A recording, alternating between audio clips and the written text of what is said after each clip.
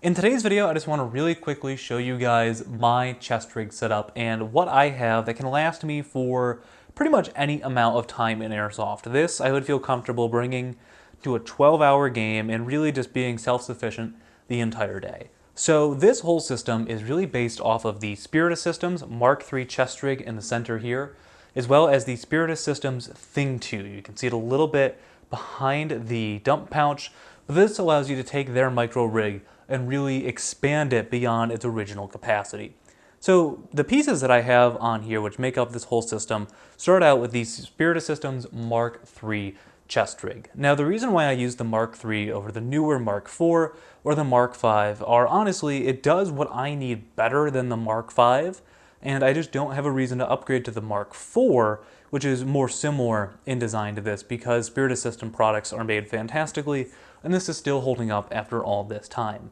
So in here right now, I have 3 PTS EPM magazines. Now I also use the EPM ones, which hold more BBs. I just wanted them to all be the same color and look nice for this video. But with the EPM ones, they hold 250 BBs each, and because of that, with 3 mags, I can have 750 BBs in this chest rig alone, plus 1 in the replica, would make 1,000. 1,000 BBs is more than you need for most open plays, for most Milsim events, especially something like Milsim West. This is plenty of ammo in just these 3 mags here, and PTS has really changed the game. So that's all I need. If I feel like I need to carry more magazines, I have an empty radio pouch on this side that I could throw it in.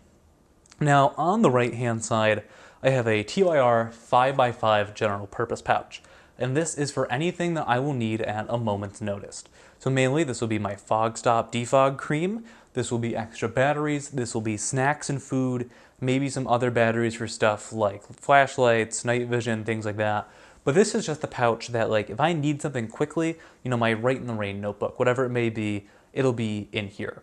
On the front of the Spiritus Systems Mark III, they also have another pocket. On here I have my Perset Gear Zip Cert, and this just provides a zip closure to this pocket. And what I have in the front is a piece of Lexan, which has been Velcroed to the front of it, and I put my phone in here. I find this to be a much more secure option than some of the other options on the market. On a Spiritus Systems chest rig, you can very comfortably fit up to I have an iPhone 12 Pro Max, the very large one, and it fits in here with no issues, and the Lexan really provides a lot of protection to that. But you could also put notebooks, things like that in there. The main difference between the Mark III like this and the Mark V is they replace this little pocket with Molly. I just tend to prefer this, although the Mark V is also a solid choice. Now on the left-hand side of the rig, I have my dump pouch, and I've really come to appreciate having a dump pouch in kind of the front or front side area of you because it's much easier to use, and if I need to carry something that can't fit anywhere else on here, this one in particular from HSGI, this is their magnet pouch, can easily fit in this once it is all nice and deployed. And you know, it's made out of kind of like a mesh material, so it's very lightweight, but I have thrown Gatorade bottles, smoke grenades, just kind of anything. When it's up front like this and it's secured to the body of the rig, I'm able to use it as more of like a general purpose pouch if need be, while also still holding magazines. So I personally love the magnet, but you could do this with other options for dump pouches that are MOLLE accessible. Now on the bottom, I have the Spiritus Systems sack, which right now is empty, but this, instead of using it for general purpose like this pouch, this is where my pyro will go. So I'll have EG67s, tag grenades, smoke grenades on the rare occasion, and then this can also hold a tourniquet on the bottom with these little bungee cords. I tend to use this as my second tourniquet if we're at a multiple respawn game because it can be a little harder to reset, and I'll have my main tourniquet that people revive me with somewhere on my uniform, like in one of the shoulder pockets.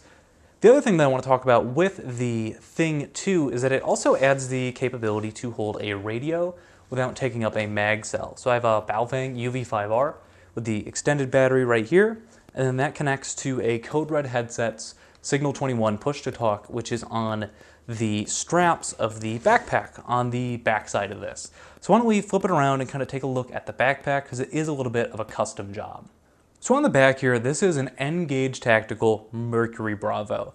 Now this is a custom shop. They do kind of one-off things. They have some of their own original designs, which I love supporting small companies like that. The nice thing about this is it isn't too small like the Haley Strategic Flat Pack, but it isn't too large like an Eagle or an LBT style map, which are just gigantic. This is MOLLE accessible on the back so that it can go onto a plate carrier if you so choose to do so.